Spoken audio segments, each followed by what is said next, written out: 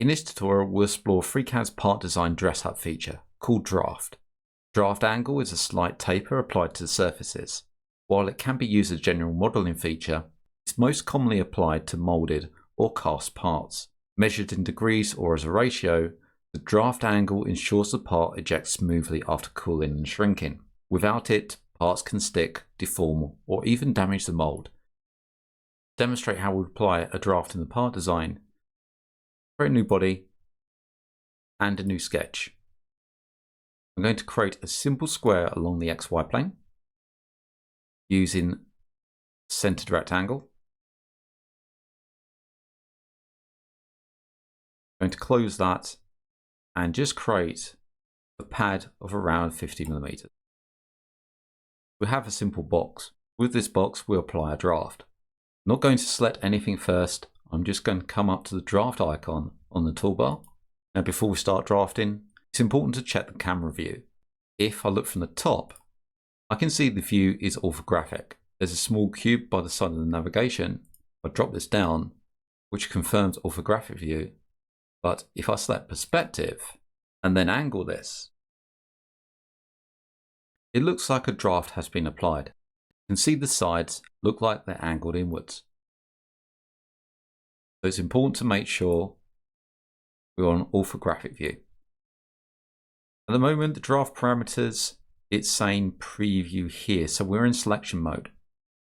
Let's come to the top face and select it. Highlights in purple. And we can start adding the draft to that face, which increases the pitch of the face. So you can say the draft is additive at this point. If we use the reverse pull direction, it will start removing material from the face, decreasing the pitch. We can say this is subtractive. If we look to the left, we also see the neutral plane. This is a reference face that stays the same size while the adjoining surfaces are angled.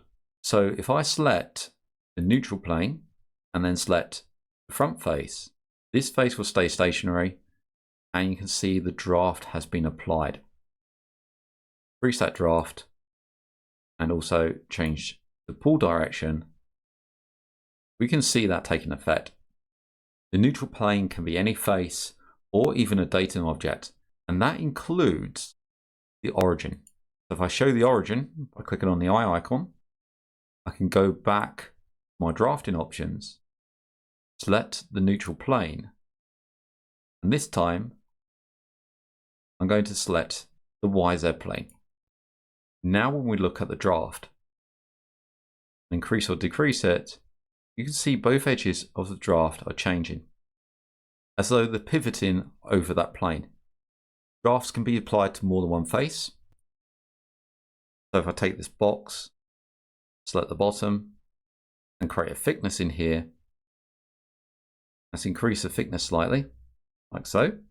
Yeah, okay. Making sure nothing's selected, then come into the drafting. So I can pick the bottom face and start the draft. We see how that's drafted upwards. And we can select the outside bottom face.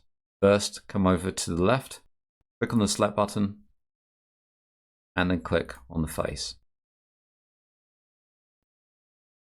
I'm going to hit preview, then click on the face, and click on the body, right click, and toggle transparency. So we can see what's going on inside. You can see one's gone one way and the other gone the other way. So if we wanted to apply the same draft in the same direction, we would have to add that as a second draft. I can remove faces by coming in and selecting them, right click and remove, or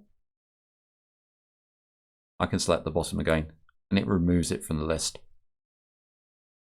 Click on preview, see our result.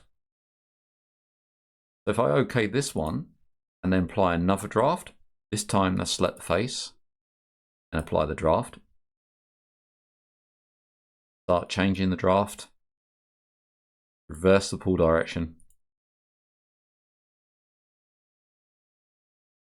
We can mirror the same settings for the draft within. Now, if we want to keep the same settings between these, we could use an expression. So if I look at the draft angle, we see we have this small expression icon here. This means we can add an expression. If I click in the field and then click on the expression icon, we get the expression editor appear. At the moment, it's saying 17.5 degrees. If I OK that, you can see it's being grayed out. So this is now read only. This is important to know if you see anything like this. This is because you come into the expression and just hit OK. This is of no use to us. So I'm going to clear that, and now we can edit it again. Let's go back into the expression, and this time enter an expression.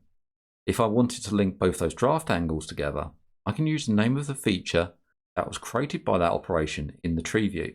So if I start typing draft, see we have the second draft and the first one. Click on the first one, we have the angle, and if I delete the full stop and reapply it, then you can see all the options we can choose from. If I click on angle, then I have the 17.5. Hit OK. And hit OK once more. Now I've linked that draft angle to the previous operation or the previous feature.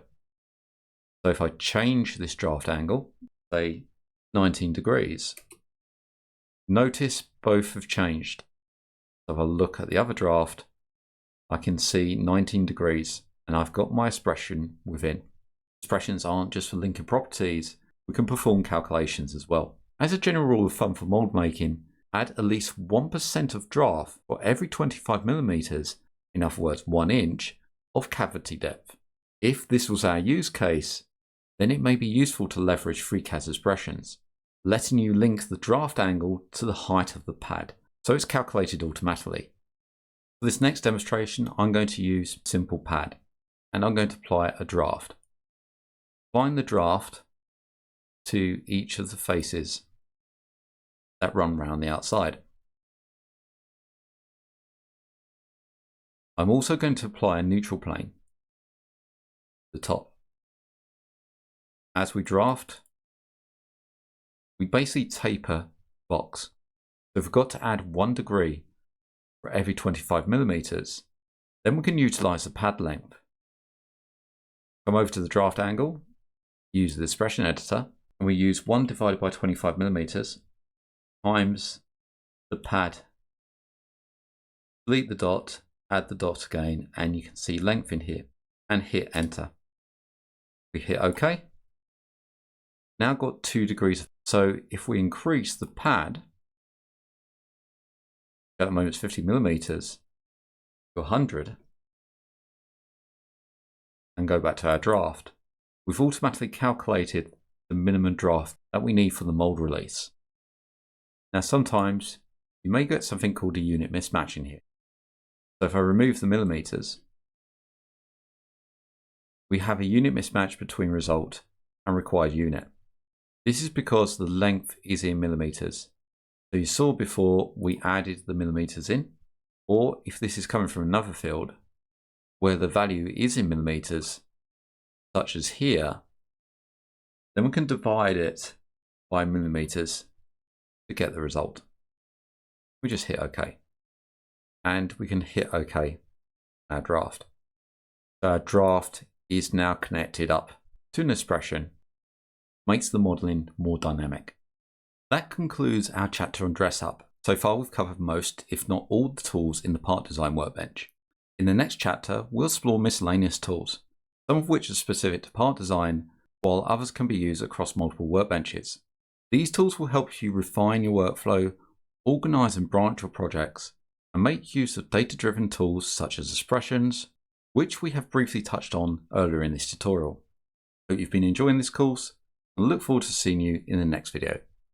If you like what you see and you want to donate to the channel, then you can do so via Ko-Fi or Ko-Fi at ko-fi.com/MANG0 or via PayPal at paypal.com/paypalme/Darren B. Eastone. I also run a Patreon where you can get early access and additional content, and that's at patreon.com/Mango Jelly Solutions. Links can be found in the channel header, on the About page, or in the descriptions of these videos. I thank everybody that's donated so far.